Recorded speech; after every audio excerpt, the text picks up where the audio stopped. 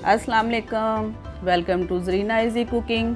आज हम आपके लिए बना रहे हैं बीफ शामी कबाब। ईद का मौका है, बहुत मज़े के बने हैं, ज़रूर ट्राई कीजिएगा। तो चले बताती हूँ कैसे बनाए हैं। इसके लिए मैंने लिया है 2 kg बीफ का गोश्त। इसके साथ मैंने हड्डियाँ थी 2, वो मैंने नहीं निकाली क्योंकि इससे टेस्ट बहुत अच्छा आएगा। इसका सूप जो है वो गोश्त में रह जाएगा, हड्डियाँ बाद में निकाल लेंगे।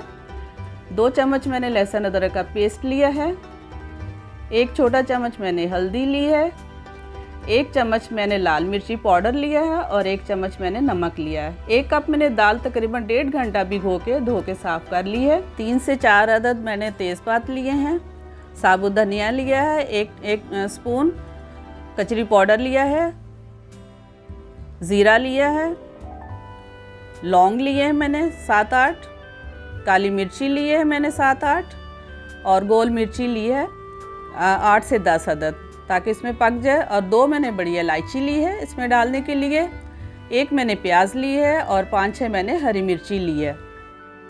तो चलें स्टार्ट करते हैं अपनी रेसिपी। मेरे चैनल को सब्सक्राइब करना मत भूलिएगा, पसंद आए तो लाइक कीजिएगा, शेयर कीजिएगा। तो मैंने यहाँ ली है देगची। हम कुकर में नहीं बना रहे हैं, हम बना रहे हैं देगची में। देगची में मैं डालूँगी पानी, कम से कम मैंने लिए हैं 5 गिलास पानी के।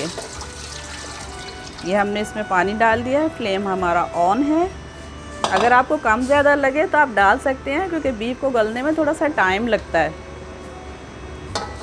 इसमें हम डाल देते हैं गोश्त। अब देखिए हड्डियाँ साथ ही हैं, हड्डियों का बहुत अच्छा टेस्ट आता है। आप डाल के देखिए, बिल्कुल वेस्ट नहीं करें। इसके साथ हम डालेंगे अब दाल जो हमने भिगोई हुई थी। काफ़ी हद तक ये गल गई है, बिल्कुल अच्छी तरह इसमें और मिक्स हो जाएगी। बाकी हम इसमें डालते हैं मसाले जो हमने अभी आपको दिखाए हैं। सारे हमारे गरम मसाले इसमें जाएंगे। ये अच्छी तरह पक जाएंगे और निकालने होंगे, वो निकाल देंगे। जो पीस जाएंगे उसको अंदर ही हम पीस देंगे। ये हमारे चला गया प्याज और हरी मिर्ची,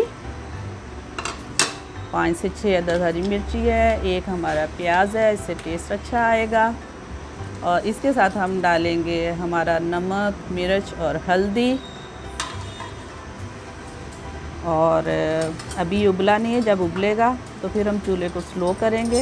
हमें इसका वेट करना पड़ेगा जब तक ये उबले। इसके साथ हम डालेंगे 2 चम्मच लहसुन अदरक का पेस्ट, बड़े वाले चम्मच, क्योंकि बड़े का गोश्त है तो ये सही रहेगा। तो ये हमने डाल दिया लहसुन अदरक का पेस्ट। अब हम इसके बॉयल होने का इंतज़ार करेंगे। जब ये बॉयल हो जाएगा तो हम फिर इसका चूल्हा थोड़ा सा स्लो कर देंगे। अभी देखिए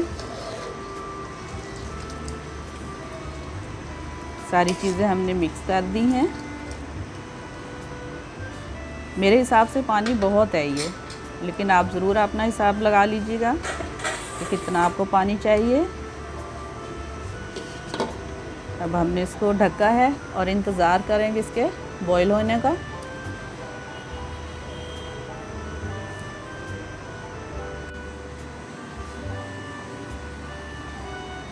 देखिए बॉईल होना स्टार्ट हो गया है।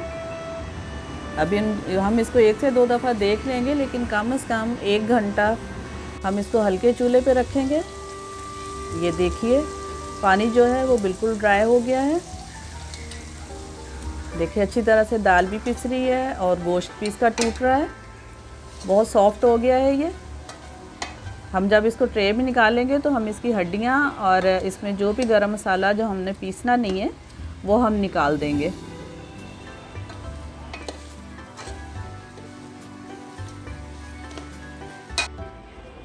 जी, तो हम इसको निकाल लेते हैं ट्रे में। ये हमने निकाले। अब यहाँ पे हम इसको देख लेंगे जो चीज़ें इसकी निकालने की होगी। जैसे हड्डियाँ, हड्डियों में से सारा गोश्त आप अच्छी तरह निकाल सकते हैं, वेस्ट नहीं होगा।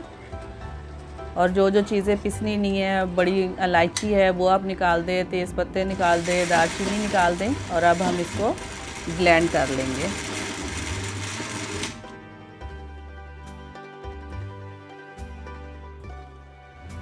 तो हमारे कबाब का मसाला रेडी है। हमने इसमें डाला है 1 अदद अंडा, क्योंकि इसको टूटने नहीं दे, इसमें बाइंडिंग का काम करेगी। 1 अंडा डाला और हमने इसके लिए डाला है हरा धनिया हरा पुदीना और हरी मिर्ची। इन तीनों चीज़ों को, चारों को हम लोग अच्छी तरह मिक्स कर लेंगे हाथ की मदद से। बिल्कुल अच्छी तरह मिक्स कर लें ताकि कोई भी चीज़ अंदर से अलग अलग ना रहे, टूटे ना। जब आपने कबाब बनाए तो वो टूटे ना। जितने अच्छी तरह मिक्स करेंगे उतने अच्छे कबाब रहेंगे। फिर आपको ऊपर अंडा लगाने की भी ज़रूरत नहीं, किसी और चीज़ की भी ज़रूरत नहीं है। तो चलिए देखिए अच्छी तरह मिक्स हो गया है। इसको हमने थोड़ी सी ऑयलिंग कर ली प्लेट को, ताकि इसके अंदर फिर चिपके ना कबाब। अपने हिसाब से जितने छोटे बड़े आपने कबाब बनाने हैं वो बनाएं और बना के रखते जाएं। अब इसको फ्रीज़ कर सकते हैं आराम से, जितनी देर चाहें आप इसको फ्रीज़ करके रखें, ये ख़राब नहीं होंगे। ये हमारे बन गए कबाब।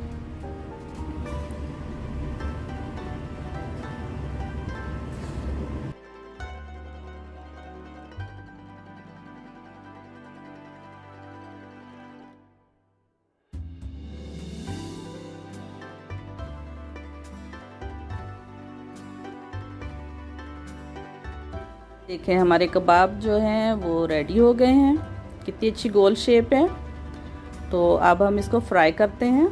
आप देखिएगा ये बिल्कुल नहीं टूटेंगे, किसी एक्स्ट्रा चीज़ की ज़रूरत नहीं है। एक अंडा जो हमने अंदर डाला था वो ही बहुत है, और दाल इसकी बाइंडिंग के लिए बहुत है। कुछ लोग आटा वगैरह भी डालते हैं लेकिन नीड नहीं है उसकी। चलिए ये देखिए हमने बिल्कुल तेल में इसको तेल गरम करके इसको फ्राई करना शुरू किया है। ये बिल्कुल ना बिखरेंगे ना टूटेंगे। आपको मेरी रेसिपी पसंद आए सब्सक्राइब ज़रूर कीजिएगा मेरे चैनल को, और लाइक कीजिएगा, शेयर कीजिएगा। कमेंट्स बॉक्स में ज़रूर बताइएगा आपको कबाब कैसे लगे हैं। डिफरेंट कुछ इसलिए इसमें था क्योंकि मैंने इसमें हड्डियाँ बॉयल में जब भी कबाब बनाती हूँ मैं हड्डियाँ ज़रूर अंदर डालती हूँ, क्योंकि उसका जो सूप निकलता है वो बहुत टेस्टी होता है। आप ट्राई करके देखिए, आपको यकीनन कुछ डिफरेंट लगेगा। देखिए इससे गोल्डन होने तक आराम से इसको पलटें। कितना अच्छा लुक है, बिल्कुल गोल्डन हो गया। आराम से खा के बताऊंगी आपको कैसा बना है। लेकिन मुझे पता है ये बहुत टेस्टी, क्योंकि मैं पहले भी अपनी रेसिपी ये बहुत दफ़ा ट्राई करती रही हूँ, इसलिए मैंने आप लोगों के साथ शेयर की है।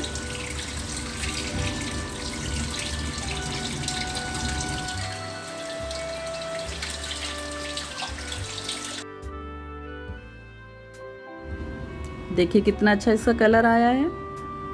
ये उन लोगों के लिए तो बहुत ही फ़ायदेमंद है जो लोग वर्किंग वोमेन हैं। बना के फ्रीज़ कर लें, फ्रिज में रखें। अगर कोई सडन आ जाता है मेहमान, आप आराम से उनको फ्राई करके दें, वो भी आपकी तारीफ़ ज़रूर करेंगे। तो चलें ये हमने निकाल लिया इसको डिश में। ये हमारे कबाब हो गए फ्राई।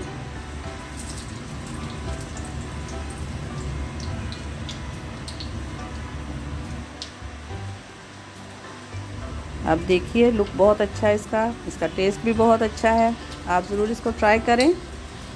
ऑयल अच्छी तरह मैंने इसके अंदर टिश्यू पेपर डाला है ताकि इसका जितना भी ऑयल है वो टिश्यू पेपर में चला जाए। उसके बाद हम आपको इसकी फाइनल लुक बताते हैं।